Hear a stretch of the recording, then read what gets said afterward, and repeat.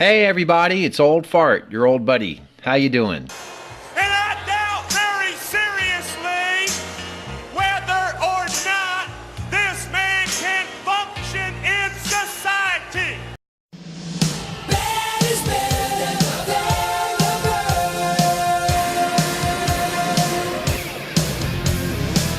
some people never learn. Bad is better than People who are dumber than a sack of hammers. And gentlemen. Ladies and gentlemen, I challenged Old Fart Rants more than 3 weeks ago to apologize to Cliven Bundy, or I was going to pwn him. I gave him a week to do that, and that was about 3 weeks ago. Needless to say, he refused to apologize after using the Bundy ordeal as what he saw as a springboard to validate the welfare state and use as an all-encompassing attack on gun owners like myself who have more bullets than he has brain cells. As per usual, Old Fart Rants should have held his tongue and kept it behind his dentures. Late last year and early this year, the government's case against the Bundy family fell apart. I thought about playing some of the clips demonstrating Old Fart Rants' stupidity on this issue and his jumping of the gun, but I'm not going to subject you to watching the hysterics of an old man who desperately needs to go to the dentist. I will cover, in short order, or try to, some of his nonsense. Old Fart Rants thinks painting Bundy as a racist will aid his case, but it doesn't. Let's say, for example, it was learned that Albert Einstein was a racist. Would that negate all his contributions to science? No. If it was found out that Bill Clinton was a rapist, would that negate the good things that happened during his presidency? No. If it was learned that Stan Cedar, whatever his name is, supported Roman Polanski, would that mean that everything Stan said would be null and void? No. Sure, Stan Cedar is a functionally retarded mouth breather, but you get the point. So whether Bundy is a racist or not is largely irrelevant in his battles with the BLM, the FBI, etc. Another ploy Brownie attempts is painting Bundy as a welfare recipient in his Welfare Ranch video. I've already debunked that. Old Fart Rants autistically repeated the case against Bundy was a slam dunk, but as you will see, that is not the case. Again, the old feller jumped the gun. Old Fart Rants uses ambiguity again, saying civil disobedience is for unjust laws, with emphasis on unjust. I'd wager anything he doesn't like. Example, laws against smoking weed. Anything he doesn't like is unjust, but laws requiring me to pay for a bevy of healthcare mandates I don't use aren't unjust. Moving goalposts, ambiguity. Old Fart Rants claimed the feds showed restraint, but as you will see, that is not true. Again, the old man doesn't know what he's talking about. Old Dave also mentions the Patriot Act during his oral diarrhea, but if he's stridently opposed to the Patriot Act, I wonder why he voted for Hillary and Barry Oboingo. Old Fart Rants continues to play the welfare card in his conservative utopia video. I wonder, has old Dave ever asked himself, why are government employees made of a finer clay than everyone else? Maybe his family is full of paper-pushing bureaucrats and he feels guilty. The biggest item Dave misses is the fact that I believe the Antiquities Act of 1906, which is the impetus for much of this federal land grabbing, needs a judicial and legislative review. It may get it someday, and this is the first time Dave has ever heard of it. If he watches this video, and I know he will, he may do a video to get out in front of me on this statement, and I hope he does. Dave, I am setting a trap for you if you take the bait. Good luck. Dave asked rhetorically, quote, what if the Bloods and Crips set up checkpoints and made themselves the law? End quote. Well, Dave, in some of my vids I have covered the black-on-black crime wave in a lot of the inner city. You tell me if there's folks running amok in a lot of America's best Democrat-dominated cities. Been to Baltimore lately, Dave? Been to Camden, New Jersey lately, Dave? How about Baton Rouge or Nolens? Old Dave mentions that he and some of his hygienically challenged friends protested Vietnam because they're against undeclared wars in the draft. You forgot to mention our actions in Bosnia, Korea, and Libya too, all without a congressional war declaration. Dave says Watergate, Iran-Contra, and Kent State happened on our watch. So did the Echelon program. So did the FISA rubber stamp court. So did the so-called fairness doctrine. So did drone attacks without congressional war declarations all over the globe. Old Fart Rants asks if Bundy supporters are on welfare. Ever ask this when we see unemployed progressive wasting days at a time protesting, and many times they don't even know what they're protesting? Does Dave ever ask why someone is on food stamps yet possesses an internet connection and a cell phone? Does Dave ever ask why those using food stamps purchase sugary beverages more often than those who don't use food stamps? Dave says he can't afford to take a month off in Vegas, and I doubt he can afford much. We also can't afford to pay for selfish baby boomers who think they're owed decades of health care and social security. In my response to his Welfare Ranch video, I covered Medicare and the fact that the average person is receiving more than 200% out of Medicare relative to what they paid in. Dave has already passed the 250% mark. Old Fart Rants also laughingly mocks conspiracy theorists. Remember, this guy is a 9/11 twoofer, and he thinks Jesus of Nazareth never existed. He also thinks there are little green men out there somewhere. Pot, meat, kettle. Dave also cries about lawlessness, then pines for Dean Heller's immediate removal from the Senate. Now that's hilarious. Hey Dave, should Alcee Hastings be removed from Congress? Should Ted Kennedy have been removed from the Senate 49 years ago? Should Oboingo have been removed from the Oval Office after murdering American citizens with drones? Hello? Dave? Hey Dave, since you're so worried now about police officers, why don't you do a video whining and crying every time there's a black-on-black murder in Chicago, Detroit, Baltimore, or Camden, New Jersey? Hello? I've already refuted Dave's Ferguson America's Toilet video. I need not repeat myself. Dave also mocks those who wanted Oboingo and Biden's resignation and removal from office, not long after he angrily said Dean Heller should be removed from office. Now that's funny. Now let's get to some meat and potatoes items related to the Bundy Ranch kerfuffle. And unlike Old Fart Rants, I actually have sources and links to them. Let's get down to business. 3 years later, this is back in December 2017, Cliven Bundy's cattle are still grazing on federal land. In that time, two of Bundy's sons and several supporters have beaten back the federal government in court. Repeatedly. First, Ammon and Ryan Bundy were found not guilty for their role in a 41-day armed standoff at a wildlife refuge in Oregon in 2016. Then four of their supporters weathered two trials in Las Vegas this year, resulting in either hung juries or acquittals on charges stemming from the armed standoff at the Bundy Ranch 3 years ago, where they tried to help Cliven Bundy halt federal agents from seizing his cattle. And on Wednesday, U.S. District Judge Gloria Navarro, a Barry Hussein Obozo appointee, declared a mistrial, this is December 20th, 2017, in the felony case against the Bundy trio in the standoff with federal law enforcement authorities in 2014. Each of the standoffs on the surface appeared to give prosecutors a strong case for convictions, and that's why Old Fart Rants was so sure of this, but he didn't know much. He was just regurgitating antique media talking points.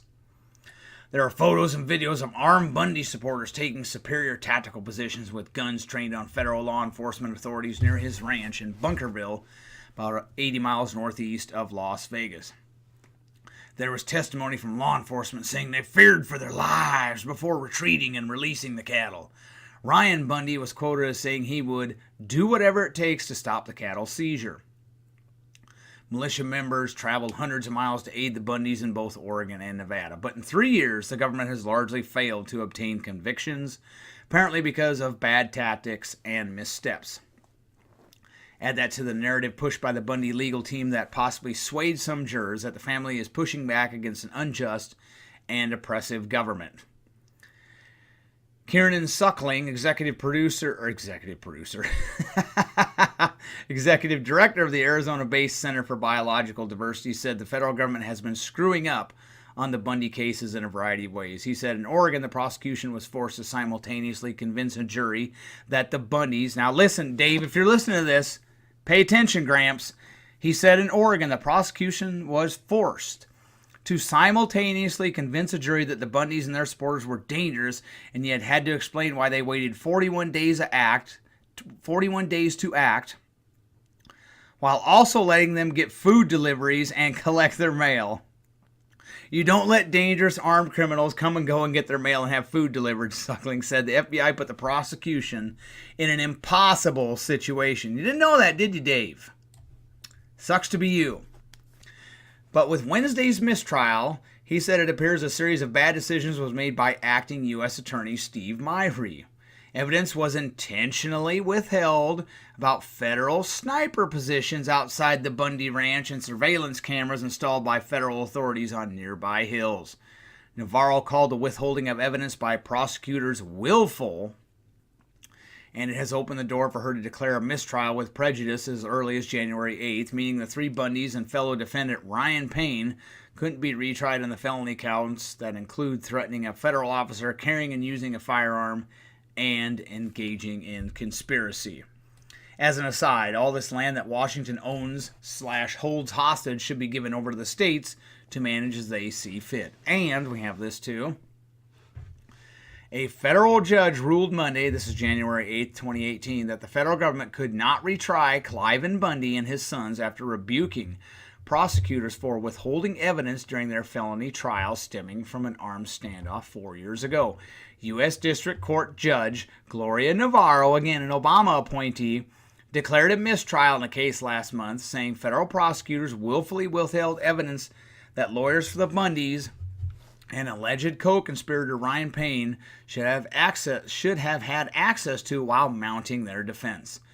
She said the attorneys were in violation of the Brady Rule, which requires prosecutors to disclose evidence that could be favorable to a defendant, and told them it wasn't possible to proceed with the case. On Monday, she dismissed the case with prejudice, meaning the government cannot retry the defendants.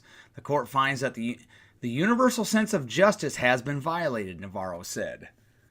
Prosecutors withholding evidence is becoming a huge problem, as it is unethical and illegal to withhold any evidence that might not make the government look like the savior of the American people. Wait, there's more. Ian Bartram, law professor at the University of Nevada, Las Vegas, said the case may have legally been about Cliven Bundy's refusal to pay federal cattle grazing fees since the early 1990s. Authorities say he owes $1 million in the subsequent armed standoff, but to Bundy supporters, the case is bigger than that. Bundy has offered to pay fees to the state, but not the U.S. government. Are you listening, Dave? You dumbass? Bundy has offered to pay fees to the state, but not the U.S. government. The cattle are just a trigger, Bartram said, but it's really about who has the power to manage and control land, he said. Bartram said the government's failure to disclose evidence plays into the hands of Bundy supporters, who have accused the Bureau of Land Management and other federal agencies of being arrogant bullies that don't trust local ranchers to be good stewards of the land. I think it may be time for a review of the Antiquities Act of 1906, and Old Fart Rants is just learning about this now, as Congress passed legislation that gives the executive branch way too much power, namely the ability to lock up large swaths of land because natural beauty or, and I know this will sound insane to folks like Old Fart Rants, who would be working with the Stasi had he lived in 1960s East Germany. The executive branch has way too much power, namely the ability to lock up large swaths of land because natural beauty or because the government is doing what government does, abusing its power, or in this case, lack of constitutional authority, and taking land from the states. Another example would be the War Powers Act, which gives the executive the authority to go to war sans Congress. Abuses like this have become commonplace. I will have a video on that on the Antiquities Act at some point.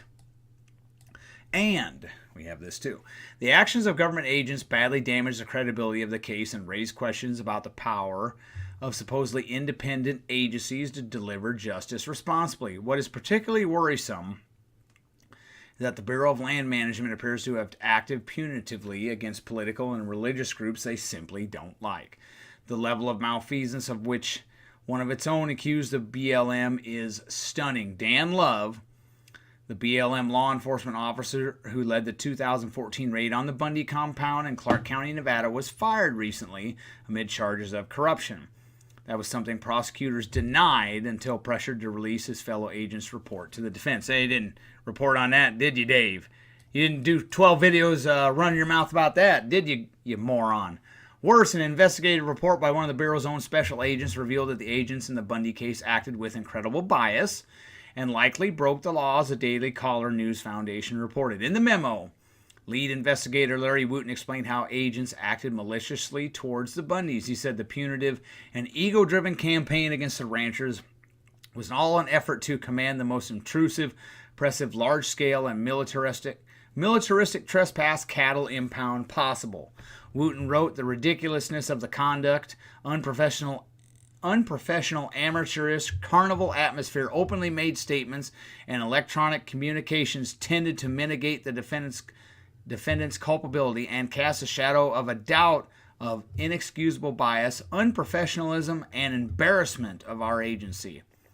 The agents called Bundy and his supporters deplorables, rednecks, and idiots, among many other worse names. Wooten said they also insulted the Bundy family's Mormon beliefs. Their behavior showed clear prejudice towards the defendants, their supporters, and Mormons, Wooten wrote. Wooten claimed that fellow agents put him through a religious test of sorts on several occasions. You're not a Mormon, are you? They asked. Wooten's memo suggested that the attitude and ambition of BLM agents led them to inappropriately militarize the operation against the Bundys, even after the FBI had conducted a threat assessment and concluded that the Bundys weren't dangerous. Hey, Old Fart Rants, why didn't you cover this? I'll tell everyone why. Denture Boy thought this was a slam dunk case that he could use against gun owners, something I have owned him on many, many times. See the link in the description. And the Second Amendment. For a guy who cares about rights, he also argues that all rights have some sort of limitation out there in the ether. That was his big case against the Second Amendment. I do urge you all to see the response I have already uploaded to 2 of the videos from old Brownie's obsession with Cliven Bundy, as I totally debunked the talking points he spewed forth in that video. Hey, Old Fart Rants. Maybe I can get Trump to declare your neighborhood, nestled in Brad Sherman's congressional district, a national monument, and then BLM can set up shop on the retirement home you reside in, and they'll have a meeting with you and their staff every morning on how to be a good steward. Maybe we can also declare that smokers don't get their health care paid for by the taxpayer because smoking be bad for you. Old Fart Rants is a fake liberal. He's no classical liberal. When the Democrats agitated for homosexual marriage, after Hillary Clinton and Obama campaigned against it like forever, because they thought it would gain them votes, you hopped on the bandwagon. However, Old Fart Rants wouldn't go as far as really liberalizing marriage, allowing consensual incestuous marriages and polygamy, maybe because that's sick and gross, using the same arguments his detractors used against homosexual marriage. Whoops. Old Fart Rants doesn't have any problem with the use of drugs by adults, and neither do I, so long as you're not out driving your car. But I think that's probably just because it's something he likes to do. When it comes to paying for your own health care, he's not such a classical liberal. He wants me, because I am healthier now than he was when he was when he was in his 20s. He's sedentary. He wants me yoked with a health care plan that Mr. Obama and Congress christens, of course, because they know better than I do. He wants me yoked with a health care plan that will cost me a lot of money for health care I am not using. Maybe I should have smoked cigarettes for several decades and sat on the couch doing nothing. Nah, I'll pass on the bad breath, yellow teeth, and coughing. Old Fart Rants has made quite a habit of whining about white folks who get in standoffs with government agencies, but doesn't say much about the most common form of known homicide in these United States: a black man killing another black man. Oh, look, it's white guys with guns in Oregon and Nevada. Stop the presses, I'm going to have a bipolar fit. I can cite another example. Old Brownie was having a hissy fit over that celebutard Bristol Palin getting pregnant outside the bounds of marriage, and marriage is apparently important to him because he supports homosexual marriage. So he had a hissy fit over Bristol Palin, but ignored the out-of-wedlock birth rate among African Americans, a group he uses as a wedge in most of his arguments.